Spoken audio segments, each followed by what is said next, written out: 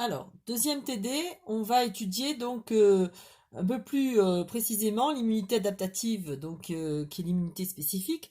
Et pour ça, première expérience, donc on prend un lot de cobayes immunisés contre le tétanos, donc on a vacciné contre le tétanos. On leur injecte pour l'un d'entre eux donc de la toxine tétanique, pour l'autre de la toxine diphtérique, et on regarde ce qui se passe. Et on vous demande à partir des résultats d'expérience de montrer que l'immunité adaptative est bien spécifique. Qu'est-ce qu'on observe? Évidemment, on pouvait s'y attendre. Le cobaye qui a été immunisé contre tétanos survit à l'injection de toxine tétanique. Le cobaye qui a été immunisé contre la toxine tétanique et auquel on injecte de la toxine diphtérique ou une autre toxine microbienne, mais différente de la toxine tétanique, lui meurt. D'accord.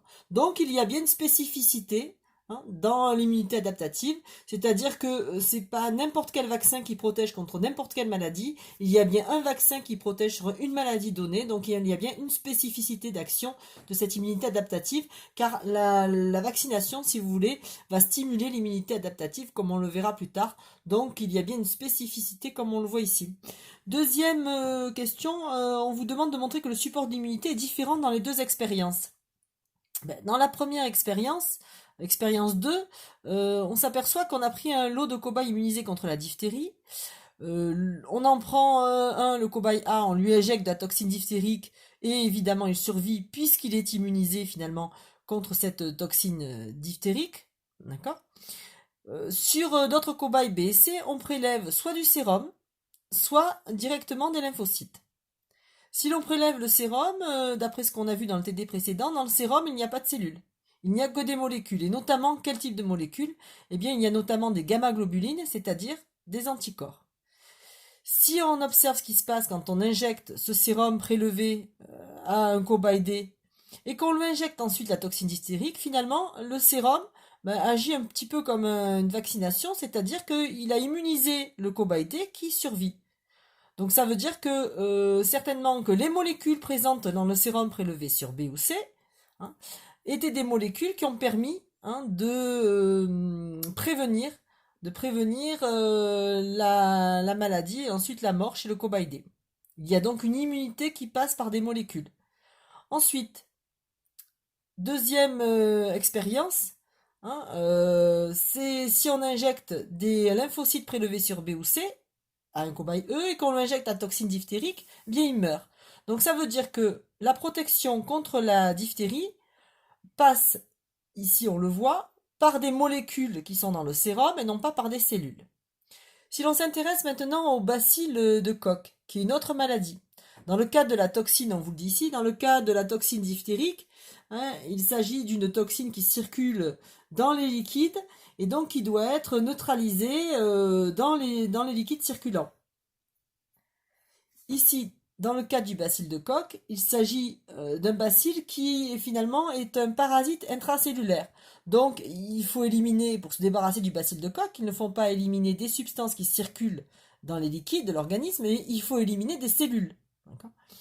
Alors on observe que si l'on prend un cobaye A et qu'on lui injecte le bacille de Koch, alors un cobaye A immunisé, évidemment il va survivre puisqu'il a été vacciné contre le bacille de Koch. Le bacille de Koch, donc je vous rappelle qu'il est responsable de la tuberculose. Si l'on prélève du sérum de B ou C immunisé et qu'on l'injecte à un cobaye D et qu'on injecte ensuite le bacille de Koch, eh bien on s'aperçoit que le cobaye D meurt, donc c'est différent de tout à l'heure. C'est-à-dire qu'à ce moment-là, il n'y a pas dans le sérum de substance qui puisse protéger le cobaye D du bacille de Koch.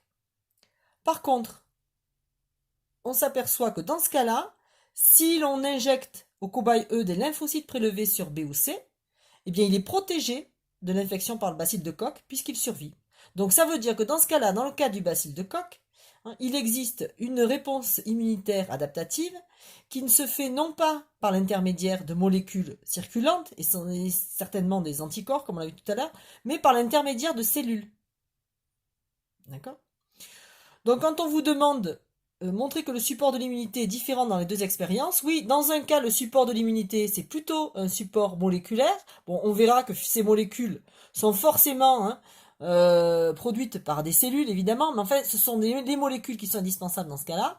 Et ici, c'est plutôt une immunité à médiation cellulaire, d'accord? C'est-à-dire par l'intermédiaire de cellules. Donc, dans un cas, on parle d'immunité à médiation humorale, hein, c'est-à-dire par l'intermédiaire des humeurs, des liquides. C'est-à-dire qu'il y aurait des molécules qui circuleraient dans ces humeurs, dans ces liquides et qui protégeraient l'organisme. Dans ce cas-là, il y aurait une immunité adaptative par l'intermédiaire de cellules, donc une immunité adaptative plutôt cellulaire. Okay. Si l'on continue avec la dernière question, formuler quelques problèmes suscités par cette première approche. Alors si on regarde les documents qu'on vous propose, on vous propose d'une part donc un document sur les caractères des lymphocytes et on s'aperçoit qu'il y a, comme je vous le disais tout à l'heure dans le TD précédent, puisqu'on l'a vu sur les courbes, il n'y a pas qu'un seul type de lymphocytes, il y en a finalement 3. Il y a des lymphocytes B qui ont des récepteurs B à leur surface, des lymphocytes T qui ont des récepteurs T à leur surface, et ces lymphocytes T sont eux-mêmes de deux types différents. Il y a des LTCD4 et des LTCD8 dont on verra qu'ils n'ont pas le même rôle. Alors si l'on regarde sur le tableau suivant, on s'aperçoit, alors on a fait une expérience particulière, c'est-à-dire qu'on a supprimé certaines catégories de lymphocytes chez des individus, chez des cobayes, et on mesure le temps qu'il faut aux souris pour se débarrasser du virus de la grippe, justement, encore une fois, et on va mesurer le pourcentage de survie pour chaque lot.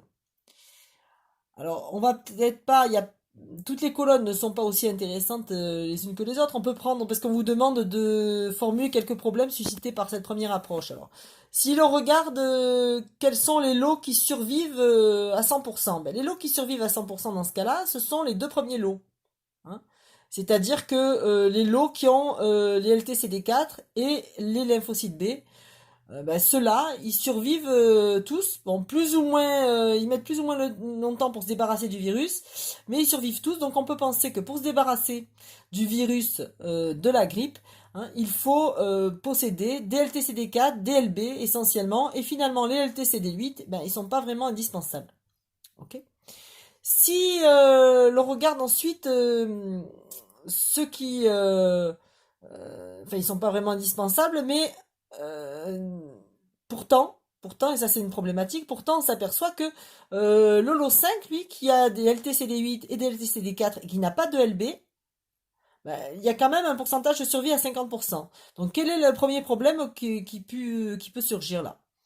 On peut se demander pourquoi est-ce que des individus qui n'ont pas de LB hein, peuvent quand même se débarrasser du virus, alors que les LB semblaient indispensables tout à l'heure à l'élimination du virus dans les premiers cas. Ensuite, autre problème, évidemment, alors bon, si on regarde certaines lignes, le lot 6, il n'y a pas vraiment de problème qui se pose, c'est-à-dire qu'évidemment, si on n'a aucun lymphocyte, je veux dire, il n'y a aucun taux de survie. Mais il y a un autre problème qui se pose, c'est-à-dire que si on a uniquement des LT-CD4 ou uniquement des LB, il n'y a aucun taux de survie. Ça veut dire que tout seul, que ce soit les LT-CD4 ou les LB, tout seuls, ils sont incapables de faire survivre, enfin, ils sont incapables de sauver l'organisme. Ok? Bon, tous ces problèmes vont être résolus par la suite, mais on peut déjà émettre quelques hypothèses, c'est-à-dire qu'il semblerait que finalement, pour éliminer le virus dans les conditions les meilleures, il faut qu'il y ait au moins deux types de lymphocytes présents, et à chaque fois, il faut qu'il y ait les LTCD4. Donc les LTCD4 semble vraiment le pilier de la réponse immunitaire adaptative, comme on le verra. C'est le pivot de la réponse immunitaire adaptative, et on verra par la suite, bon, je peux vous le dire déjà maintenant, que les LTCD4, en fait, ils aident, ce sont des helpers en anglais, c'est-à-dire qu'ils vont aider à la fois l'action des LTCD8 et des LB. Ok ? Voilà.